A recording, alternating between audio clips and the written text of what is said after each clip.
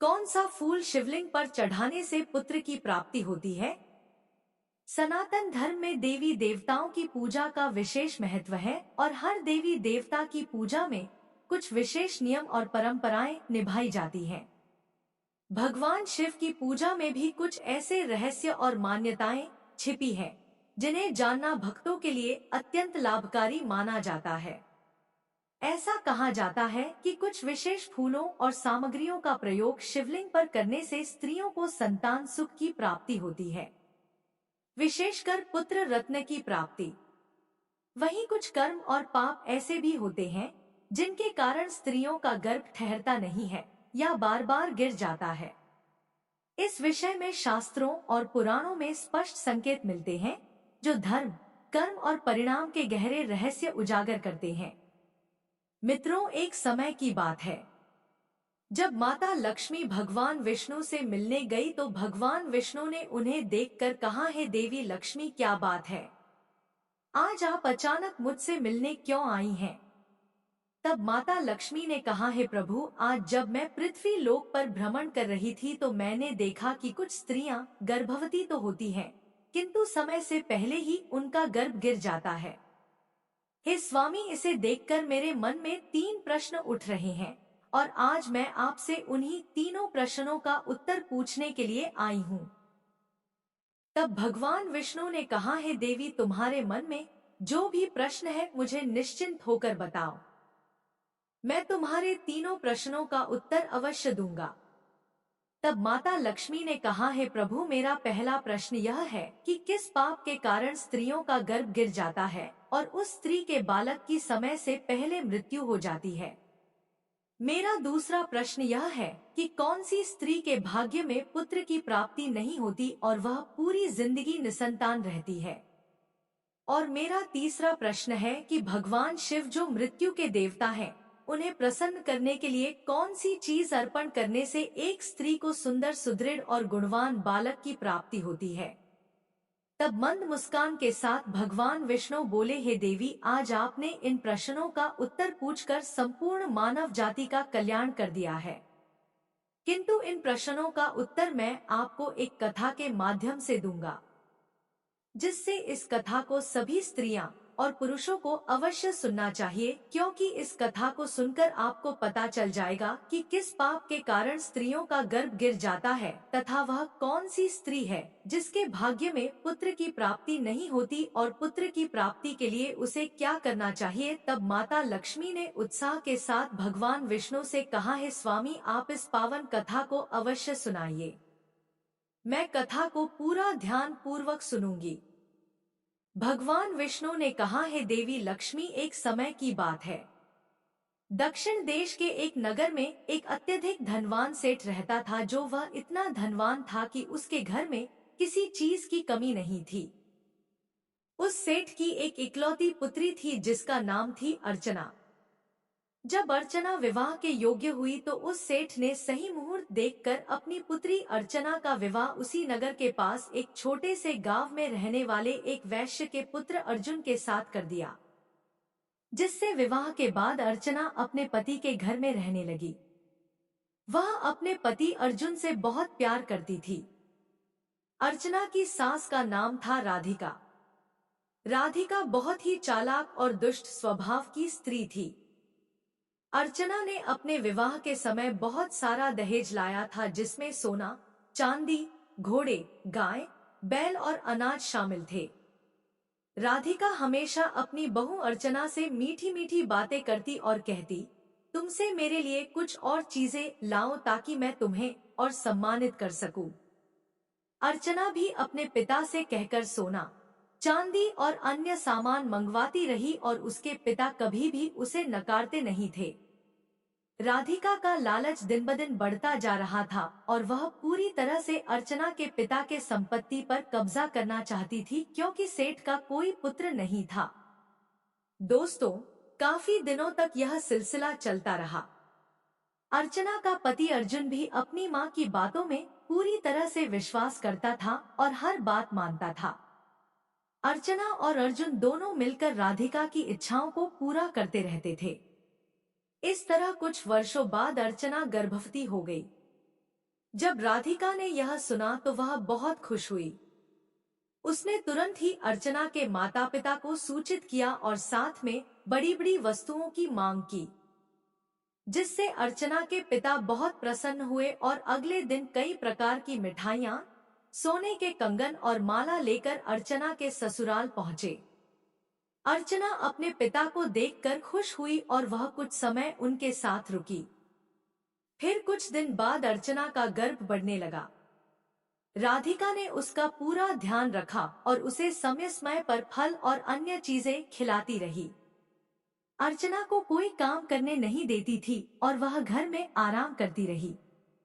लेकिन एक दिन रात के समय अर्चना को अचानक असहनीय दर्द हुआ और उसे महसूस हुआ कि उसके गर्भ में कुछ गड़बड़ हो रही है।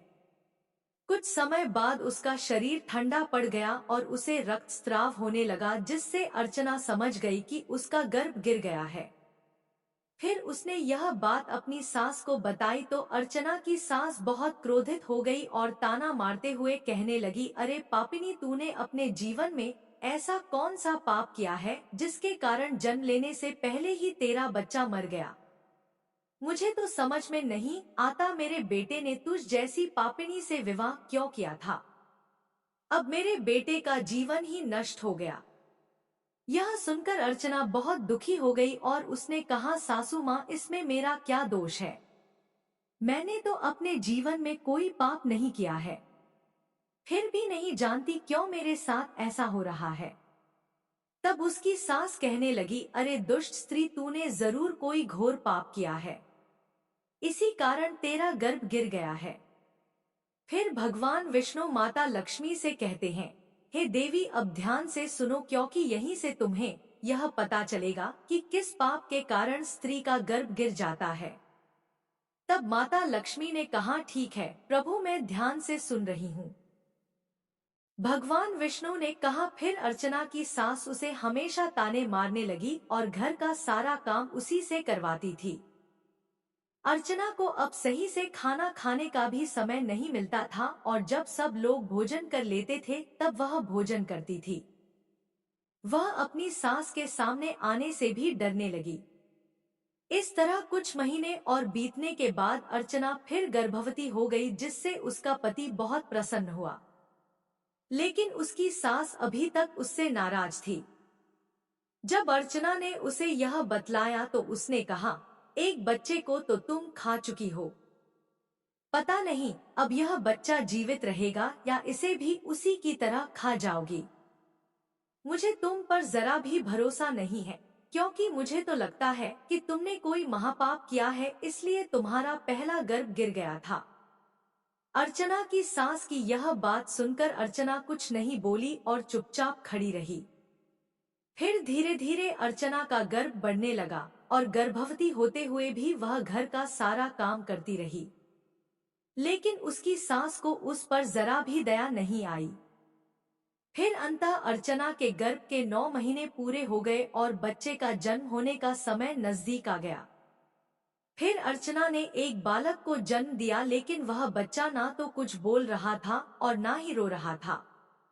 जब अर्चना ने देखा तो उसका बच्चा मरा हुआ था, जिससे अपने मरे हुए बच्चे को देखकर वह बहुत जोर जोर से रोने लगी।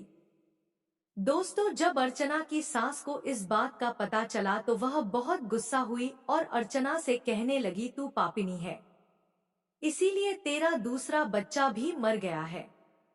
मुझे तो पहले ही शक था कि तूने कोई घोर पाप किया है, यही कारण है कि तेरा यह बच्चा भी मर गया है।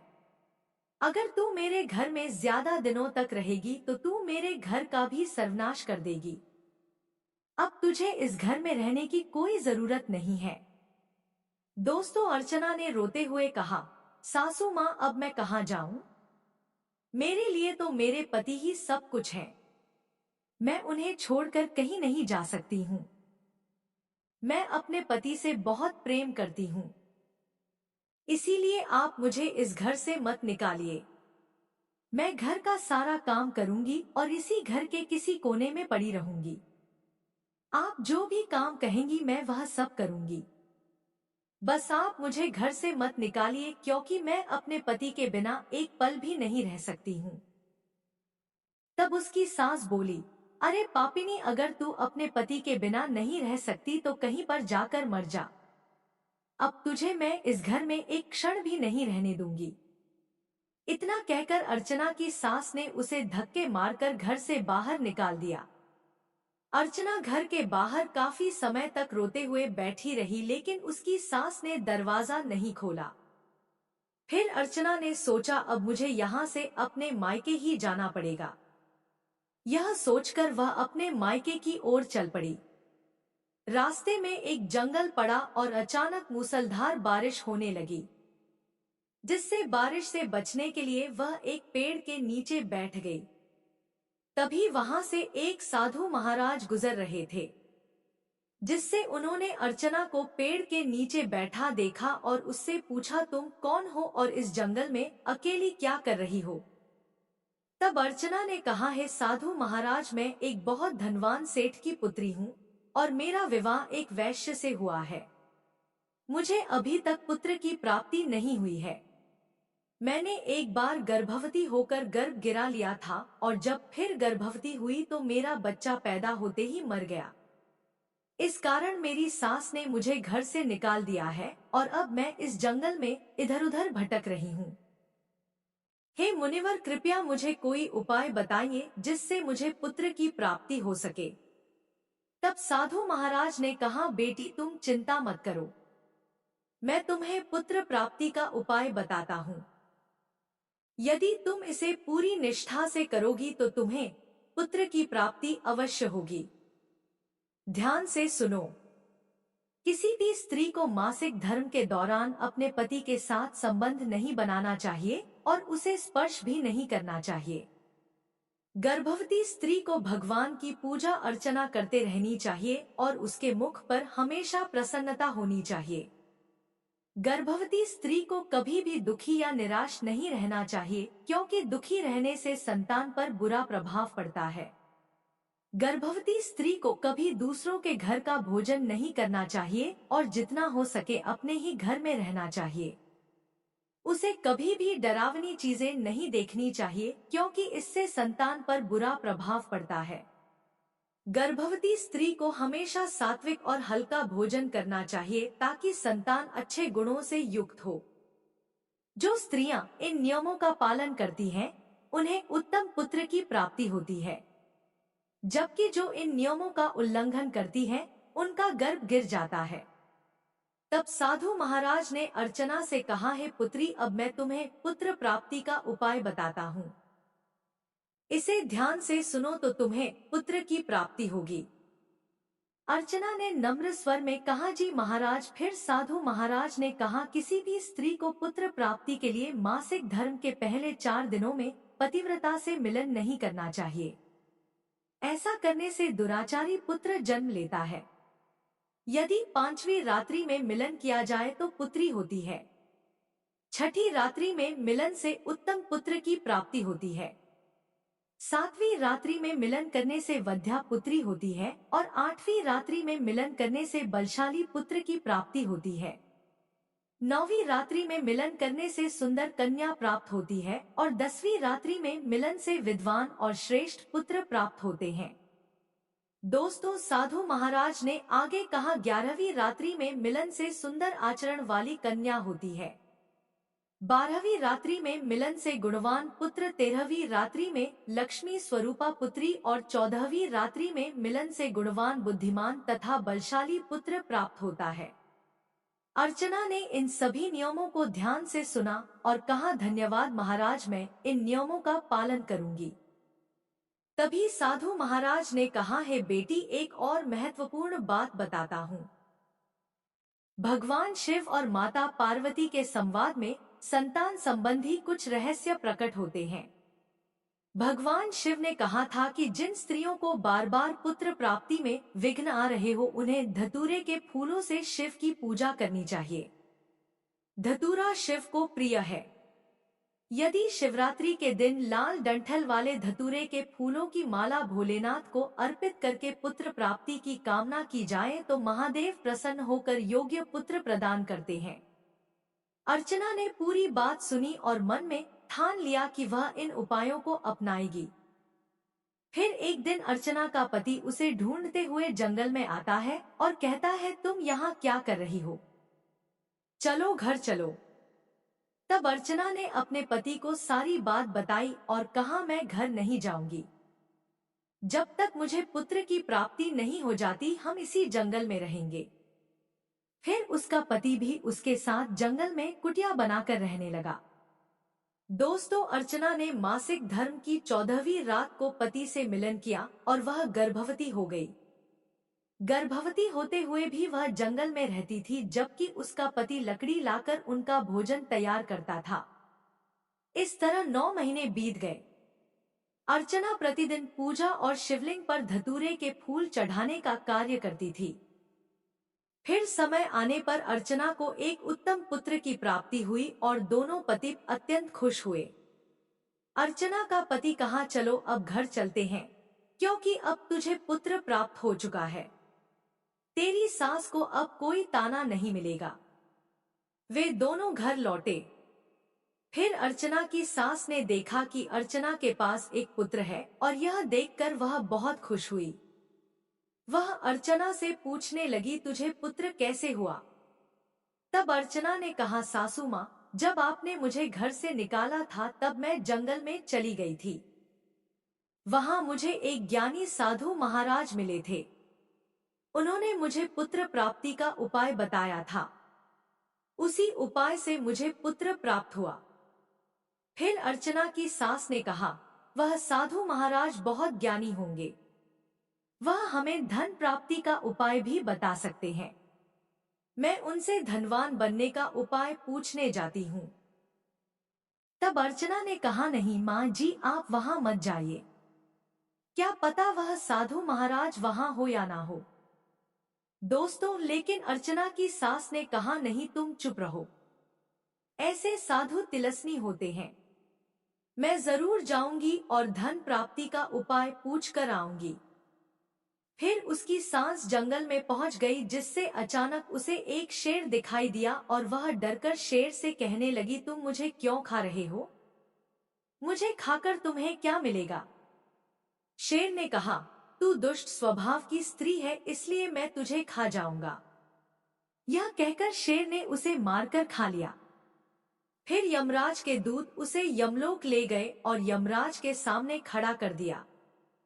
चित्रगुप्त ने उसके जीवन का लेखा जोखा देखा और कहा, इस स्त्री ने अपने जीवन में बहुत पाप किए हैं। उसने अपनी बहू के साथ अत्याचार किया, उसे गर्भवती होते हुए भी घर का सारा काम करने को मजबूर किया।